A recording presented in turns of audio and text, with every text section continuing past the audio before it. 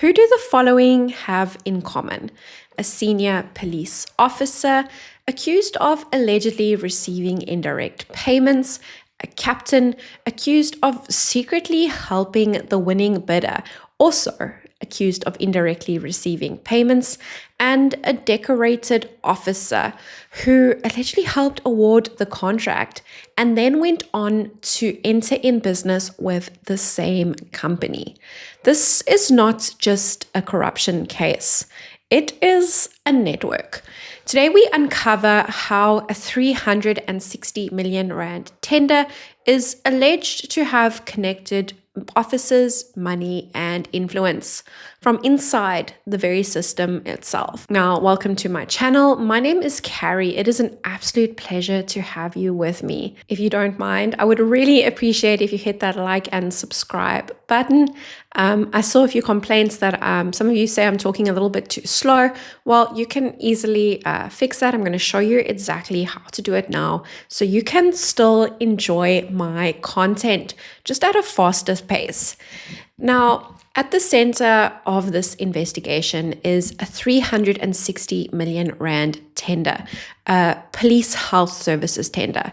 And it was awarded to a relatively unknown company at the time, a company that we have talked a lot about on this channel, which is Medicare24 Tshwane, linked to Matlala. Now, this investigation focuses on the Bid Evaluation Committee members, BEC for short, internal procurement structures, as well as the alleged financial flows that are linked to the decision makers. Now, all findings discussed are allegations and reported claims and remain subject to legal process. So the first arrest that we're going to talk about is Rachel Matjeng. Rachel Matjeng, who we know from Ozempic. That's right, she received Ozempic from Matlala. According to her own admissions, they were lovers. The romantic relationship was well known to people close to my circle, and it is an open secret that we were in an on and off relationship. Conclusion: during our relationship, I knew Mr. Matlala as a businessman, having several businesses like Cat VIP Company, Medicare24 Tshwane District, and other companies. I have never borrowed money from Mr. Matlala, and the monies and gift received from 2017 was a gift from a boyfriend. None of the gift nor monies received from him were related to me having an influence to the awarding of the tender or the execution thereof, as I started receiving them from 2017 while being in our on and off relationship. From the inception of our romantic relationship, he will pay money directly into my FNB account, but when he was requesting another bank account, I asked him why another bank account, and he stated the following: he doesn't want the wife to find out about our relationship, the gift and the monies, because she knows me only as a friend. Now that he has a contract with SAPS, he doesn't want it to look like he's paying me for favors and doesn't want the gift to jeopardize my career, as other people might think about it in the wrong way. And she is linked to payments totaling more than 300,000 rand. Now, these were made in three different payments, and they were routed through a third-party business, that butchery, that famous butchery in Mamelodi. That remember, she said Cat owed 300,000 rand in debt because he bought 300,000 rands worth of meat. Now, this butchery is controlled by an associate of hers. Now, these payments are alleged to have been constructed in such a way to conceal the ultimate beneficiary. And she is alleged to have benefited from the proceeds of a crime through a system designed to mask financial flow. And this introduces the first key element: money moving indirectly through intermediaries. Now, but if money is moving quietly behind the scenes, then who inside the system is enabling it? So then we have Brian Cartwright, and he is the inside access. So he is the captain, he is the tender facilitator, and he held one of the most critical roles. He oversaw the entire procurement process from advertisement to final award, and he is responsible for ensuring fairness. Now, the allegations allege that he acted as a hidden hand, that he assisted Matlala in preparing the very bid. They will come for due diligence. Are you contacted? Are you questioned? Yes, they tell you that on this day they will come for due diligence. So who contacted you? The project facilitator. The project facilitator? Yes. Is that Brigadier Cartwright? Captain. Sorry? Captain. Captain? Yes. So you know Captain Cartwright? Because of this contract, yes.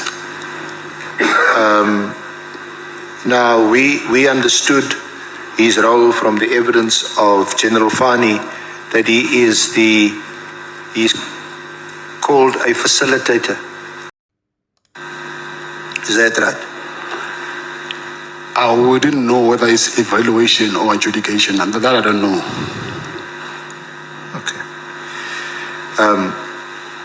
So you also, because my question then was, because that's what I understood or heard you to say, that they were from the bid evaluation committee. Yeah, I'll assume that. Yeah. So when the signing of the contract took place, the award had already been made by the bid adjudication committee. Yes. So that was a little while, I'm not quite sure how long after the bid evaluation committee, but about a month or so. So a month later, the bid adjudication committee makes the award, and you are then notified that you've been successful, isn't it? Yes. And who notified you? They give you a call.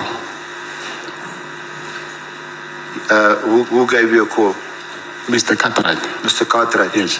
Now, there is a payment link here as well, because there is a key transaction from the 17th of April 2025. 5,000 Rand is transferred from Luxo Africa Brand Investments, which is a company that is linked to Matlala, and to Mr. Simon General Supplies.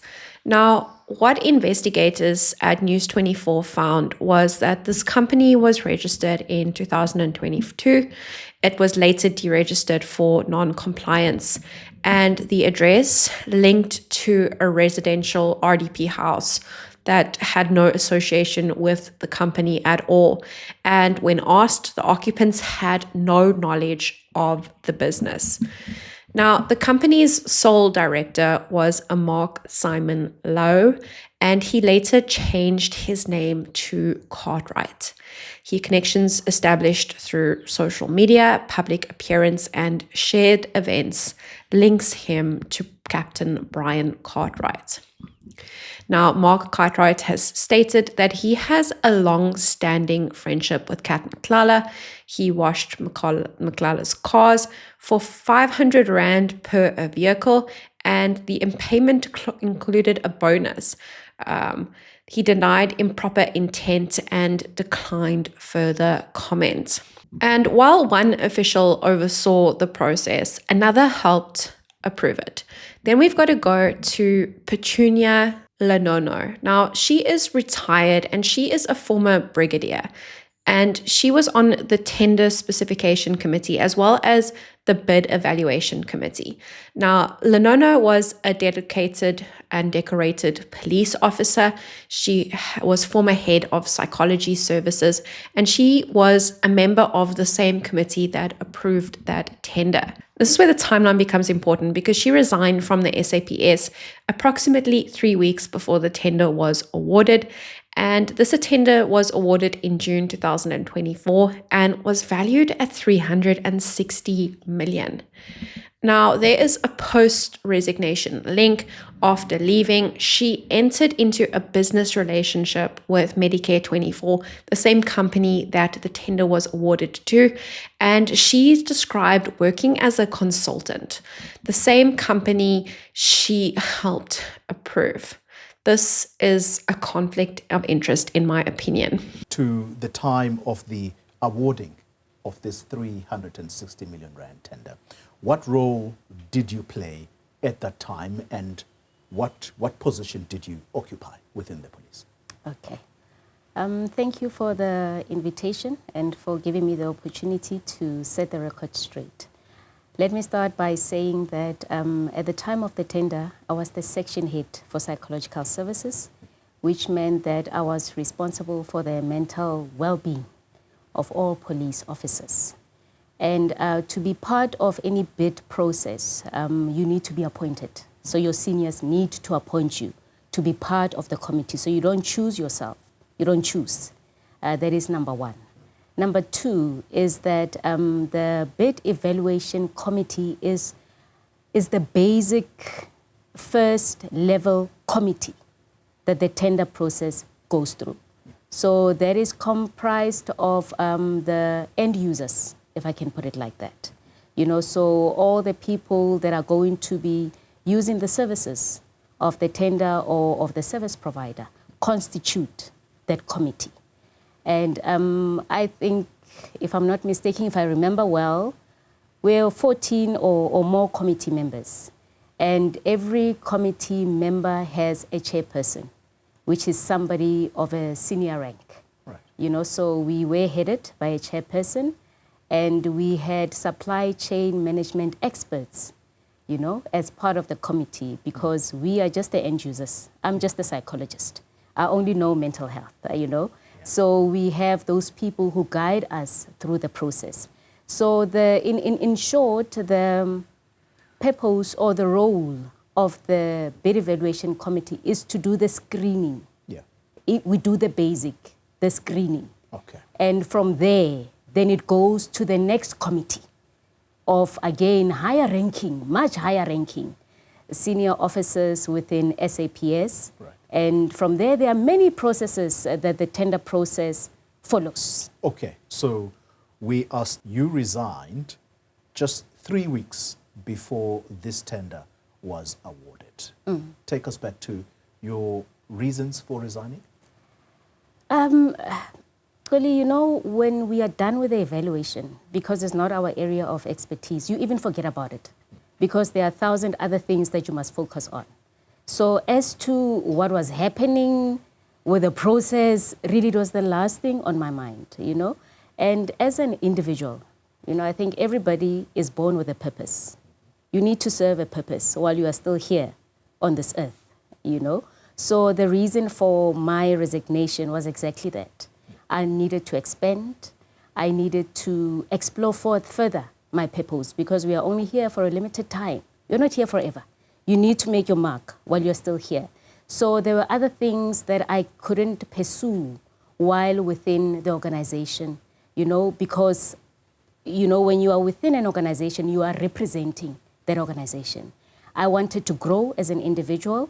I wanted to give other people a chance, you know, to be section heads. We need to grow as people. You cannot be stagnant.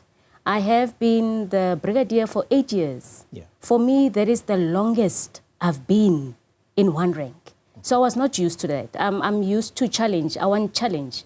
Hence, I chose to challenge myself. Yeah. I didn't even apply for other organizations. I said, let me start my own thing. I want to do this. I want to follow my purpose. I want to do what I'm called on this earth to do while I still have time. So that is the main reason. So it has nothing to do with the tender they awarded. I was not even aware when the tender was awarded. Yeah. I heard it after I had resigned, even from not even people within SAPS, Yeah. people from other organizations. The company that ultimately wins the tender is called Medicare24 Tshwane. What was it about this company that made the panel feel warm and fuzzy and that these are the people to do or to get this tender? We were the bid evaluation committee, you know, and no one influences anyone's decision. And I don't want to speak on behalf of the committee or the panel that I was in, because I was not even the chairperson. And I also don't want to speak on behalf of SAPS, because now I am a clinical psychologist. I'm an independent individual. I'm my own consultant. So, and for us, is not even to choose. Our role was not to appoint. Our role was not to appoint. It was to just to do the groundwork. Yeah. To say we have done the screening. You know, there's always the first level people who do the screening. That is what we did. You know, and whoever took the decision, I don't even know who took the decision. I don't know. What made Medicare24 Tshwane stand out? It was a committee evaluation. According to our evaluations, we followed the protocol that existed within the supply chain management, within SAPS. So I don't want to speak on behalf of the committee, as I said. Part of the reason why I guess I'm pressing you on this is that you were the section head for psychology services. Yes. This was a health services tender. Yes. And therefore, your voice probably stood head and shoulders above other voices. No. It didn't. Not even. Not even. And this is the first tender that I've sat in. This is the first tender that I was appointed to serve in. I have been the brigadier for 8 years. You know, there have been other tenders that were, other service providers that were appointed without me taking part in anything. So my role, whether I was there or not, the appointment was going to be made, you know, because it's about health, it's about assessing your physical well-being, your medical well-being, occupational health, diseases, and so forth. So my part is actually quite small. I can say, to make it easier, it's an additional member part, which is why the other tenders that were awarded, I was not even considered. I was not even part of it because... Talk us through the criteria.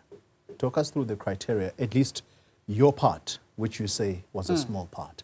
What is it that you said in that bid evaluation committee? And what is it that satisfied you that this service provider was the appropriate one? When we are in the bid evaluation committee, there are also declarations that we must sign. So I think for that information, it needs to be, you need to liaise with SAPS, because now I will be going over my boundaries and what I should be saying. So for that, I think also anyone that is interested, I think will be permitted to ask for information, and that information, I'm sure it will be made available to whoever might be interested. Did you have relations with Mr. Matlala, Vusimusi Matlala, who essentially was the owner of this company that won the tender? Many people were aware that I left SAPS. As a consultant, you know, you cannot do business without networking. So since I left at the end of June, I have been recommended by many people for different jobs, you know, because they know that I am good at what I do, you know, and I take my work seriously. So ever since I left, many people have been recommending me to do various jobs. And to say that, did I know Mr. Matlala before then? No. No, I didn't. So how did your relationship form after you left the police, you say? I left the police on the 30th of June, 2024. It was only towards the end of January, 2025, that I met the executive of Medicare through a recommendation. Yes, and I am an independent service provider. I do have experience. I do have the knowledge. And here is a service provider that needs assistance. So, what is wrong with that? I guess what makes people uncomfortable is that the people that sit on these evaluation committees, as you said yourself, they've got to make declarations. So as you sit here today, you are absolutely adamant that you had no previous relations with Mr. Matlala before the tender is awarded. None whatsoever. I didn't even know who Mr. Matlala was. You know, I met him as part of the executive of Medicare. He is the chairperson of Medicare. And if you envision doing business with somebody, you have to meet the chairperson. Yeah. So yes, I met him with the other executives of Medicare, where they were telling me, you know, what is it that they needed me to assist with. Yeah. Yes. So Medicare24 Tshwane was founded in 2019 and operated from a Boksburg address. And this beats a JSC listed insurer to win the contract. So remember, this company was relatively unknown, not established, and it beat a company that was listed on the JSC. Now, at the time of the award, Kat Matlala was already under investigation by the Special Investigating Unit and by the Hawks. He was linked to 2.3 billion rand in Tembisa hospital contracts, including alleged connections to Falcon Cat Trading, Black AK Trading, and Core Kabing Trading. Now, additional red flags is that there were these raids on Kat Matlala's property.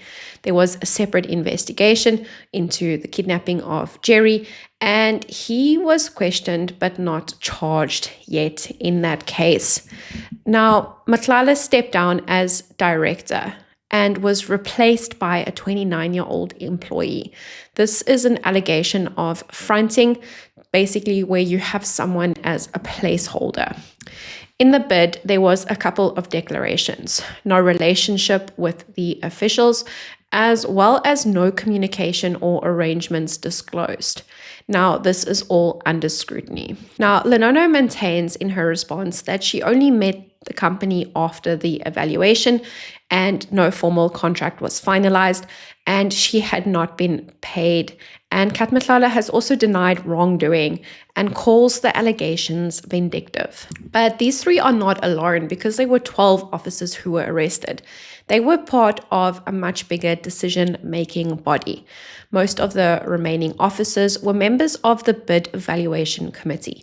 They were responsible for assembling the bid, verifying compliance, and recommending the award.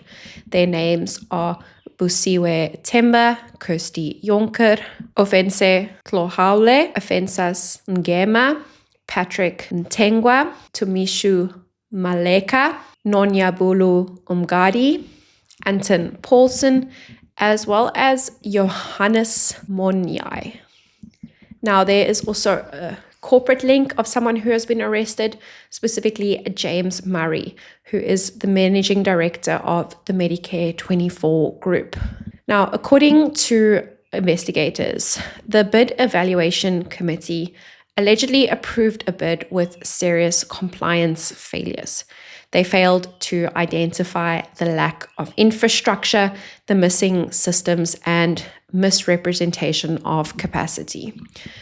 So this is an interesting point, because is this a principle that is going to be applied in further tenders? So if you sit on a bid evaluation committee, is it going to be possible that if you fail to do due diligence, you might be faced with arrest.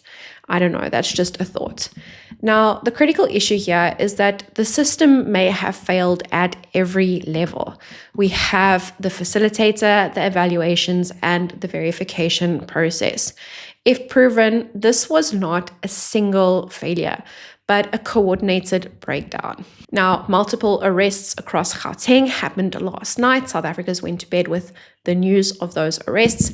Now, all are expected to appear in the Pretoria Commercial Crimes Court. Investigation started, we were made aware of this in 2024, and IDEC started investigating it. Like I'm seeing now here, people are saying, no, we are doing this as a result of Matlanga Commission. No, that's not why we're doing this. We started investigating in 2024, and we were gathering all the information. We wanted to be court ready before we made the arrest, and that is why when the arrests were made yesterday, it was because we know that we've got all the evidence and we are court ready.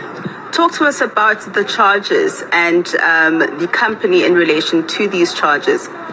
Yeah, the company, the contract that we're dealing with is the Medicare24 that everybody knows about, the 360 million rand contract that was given to Ket Matlala's company. And then we cannot divulge the charges now because they have got to be read on to the people in court now when they come over. Therefore, we don't want to preempt what is going to happen, and we just have to follow the rules of the court because we don't want to jeopardize our case. But the real question is, if this tender passed through every safeguard, despite these alleged failures, how many others have too? Because this case doesn't just expose individuals, it may expose a system, and we are only beginning to see the surface. Now, thank you for watching. Thank you for being here with me and spending your time with me. Time is the most important resource that we have. Now, I see my gray hairs are showing a bit today. I was actually born with that, but I'm definitely getting a few more that I've been dealing with all these issues. And I just wanted to thank all my members. Thank you so much for sponsoring the Plant Fund behind me. Thank you to all my subscribers. Mama Zamalek said she's going to come on when we hit 50K. So let's work on that. And thank you so much to all my viewers. You make this possible. And like I always say, the truth is running out of places to hide. And as we dig deeper, more claims come up to the surface. Now, thank you so much, and remember to watch your back.